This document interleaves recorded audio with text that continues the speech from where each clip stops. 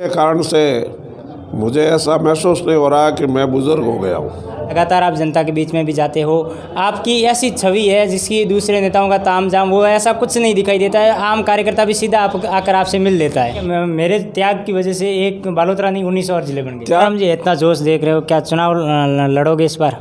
एक कद्दावर नेता और कई बार मंत्री रहे, पचपदरा से कई बार विधायक रहे, अमराराम चौधरी आज अपना 80वां जन्मदिन मना रहे हैं और 80 साल की उम्र में भी वही जोश, जुनून और जनता से मिलनसार प्रवृत्ति के चलते इनकी लगातार क्षेत्र में लोकप्रियता भी है। मैं अमराराम जी से पास में ही हूँ, उनसे खास बातचीत करूँ। सब 80 साल की उम्र है और इस उम्र में भी वही जोश और जुनून जो आज से 15-20 साल पहले था। ये आप लोगों का आशीर्वाद, जनता का, पचपदरा की जनता का इतना आशीर्वाद है और जिसके कारण से मुझे ऐसा महसूस नहीं हो रहा कि मैं बुज़ुर्ग हो गया हूँ। मैं तो आज भी जो है आपके जो है इतना आशीर्वाद मैं तो देख करके मुझे बहुत ही अपार खुशी है और जनता के आशीर्वाद का आभार किन शब्दों में व्यक्त करूं, मेरे पास वो कोई शब्द नहीं है। एक बार लगातार आप जनता के बीच में भी जाते हो, आपकी ऐसी छवि है जिसकी दूसरे नेताओं का तामझाम वो ऐसा कुछ नहीं दिखाई देता है। आम कार्यकर्ता भी सीधा आकर आपसे मिल लेता है। ऐसा है, ये तो जनता का आशीर्वाद है और हमारे से इतना प्यार रखते हैं जनता और जिसके कारण से आज देखिए दुनिया में आए हैं और एक दिन जाना है। आज जाओ, कल जाओ, कभी जाओ, लेकिन आदमी को पद पर रहने पर घमंड नहीं होना चाहिए।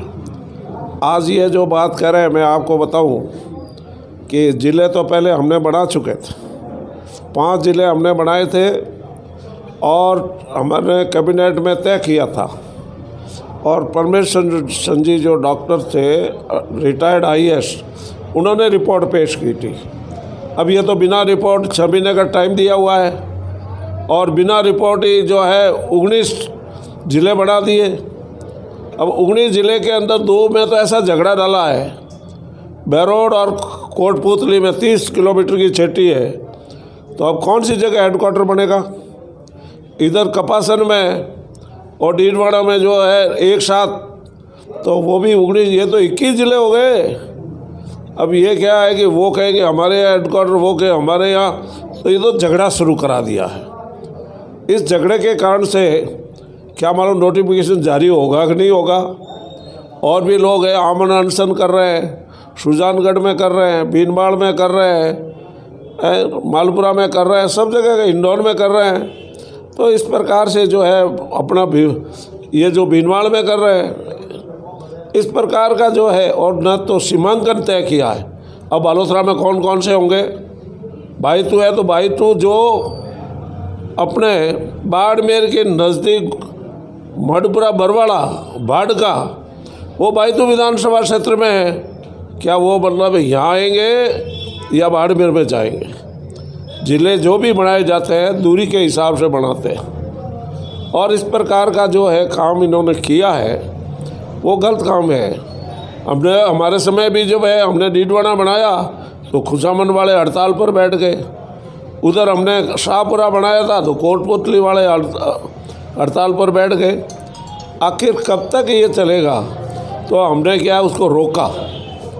एक ज़िला बनाने के लिए कम से कम 40 डिपार्टमेंट यहाँ होते हैं, उन पर कितना खर्चा होगा, क्या होगा, वित्तीय साधन है कि नहीं है। अब वैसे ही अगर कोई बना दो, इलेक्शन के हिसाब से ये जो काम किया है, ग्राम पंचायत को ज़िला बना दिया, तो फिर हमारे किलानपुर को बनाते। हमारा विधायक शंकर सिंह है ब्यावर में, वो तो पैर दंगे पैर नहीं भरा, बीजेपी का है, वो क्यों बना? आज है हमारा जो विधायक है वो फड़ौदी का, वो भी तो जूते पहन के ही चला, कोई नंगे पैर नहीं चला, तो उसके भी बना है। तो इस हिसाब से ये कहना कि हमने ही जो बालोतरा को बनाया है, ये बिल्कुल गलत है। बालोतरा का जिला न्यायालय तो कि इन्होंने बनाया कब का है? 1948 से लगा करके यहाँ जिला न्यायालय, जालौर का भी यही जिला न्यायालय था। और बाड़मेर में जब बलोत्रा जिला न्यायालय, इसके लिए बाड़मेर के विधायक भाई अमीन खां, बाड़मेर के विधायक जो भी थे वो हमेशा कहते थे जिला न्यायालय बाड़मेर पर हो, लेकिन हमने विधानसभा में आवाज़ उठाई और ये जिला न्यायालय नहीं गया। जालौर में एडिशनल फिर कोर्ट खुला, जालौर वाले भी यहीं आते थे, साचौर वाले भी यहीं आते थे।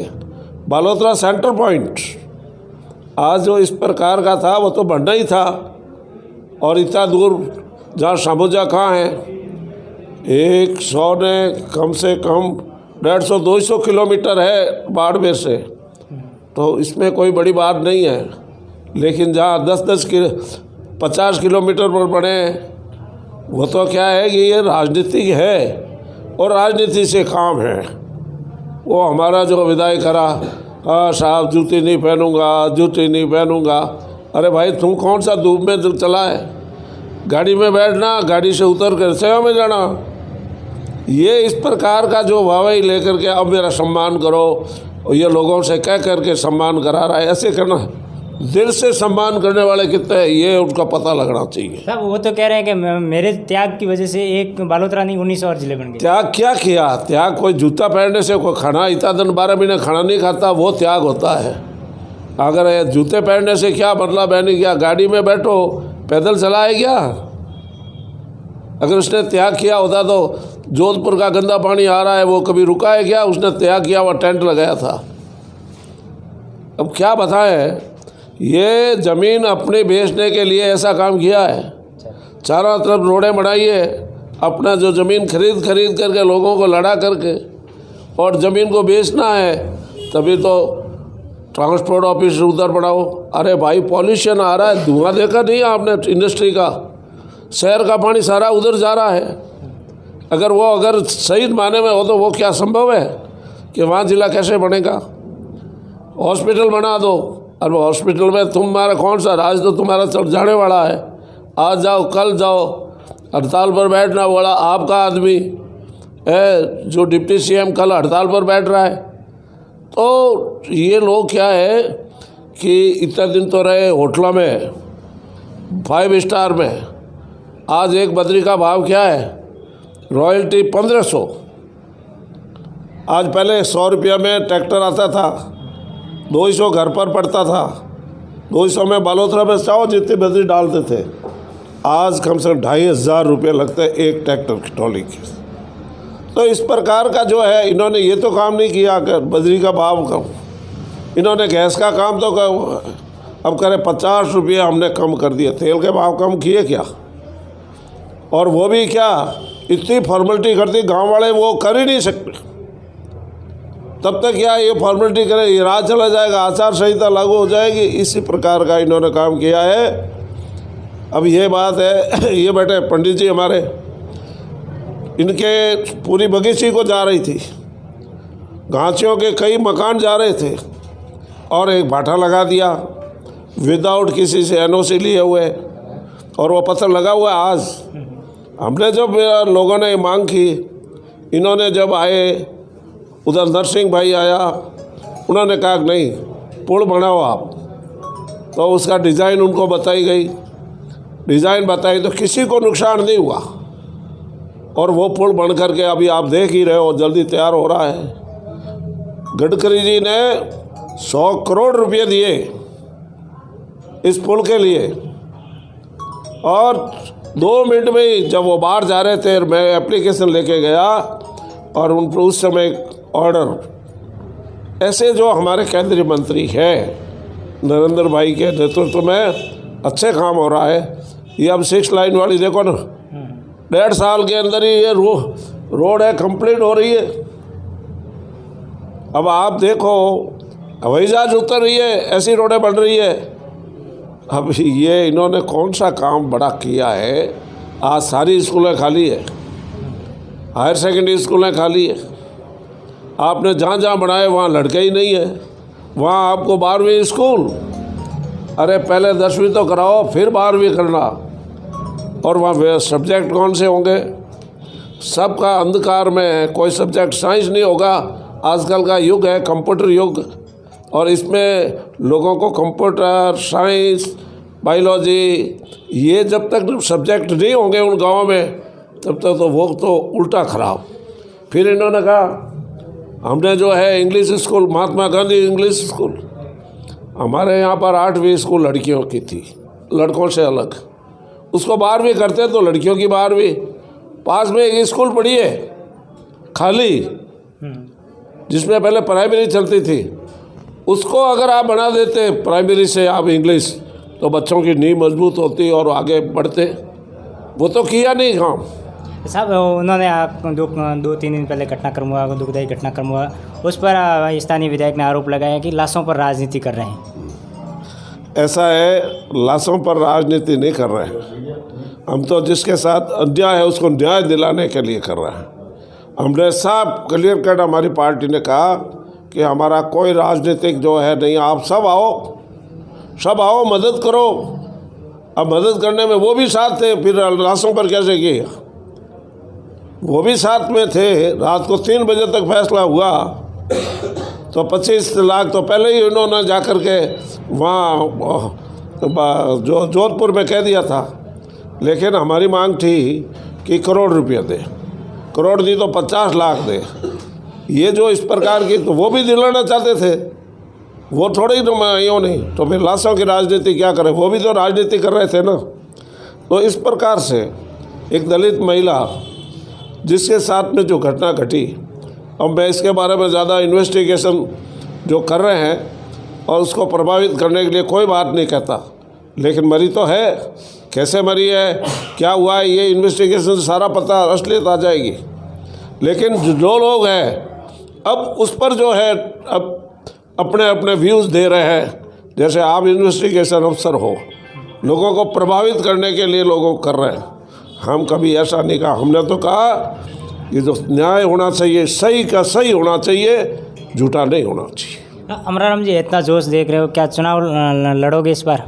ऐसा है भाई, जो फूल लेके आएगा उसके साथ है हम। तो हमको अगर जनता ने आशीर्वाद दिया और उनकी दुआएं हुई तो हमको मिला गया, तो जनता के आशीर्वाद से ही होगा। बाकी जिस किसी को मिले वो जनता के आशीर्वाद से ही जीतेगा। दूसरा यही मैं तो आपसे कह रहा हूँ।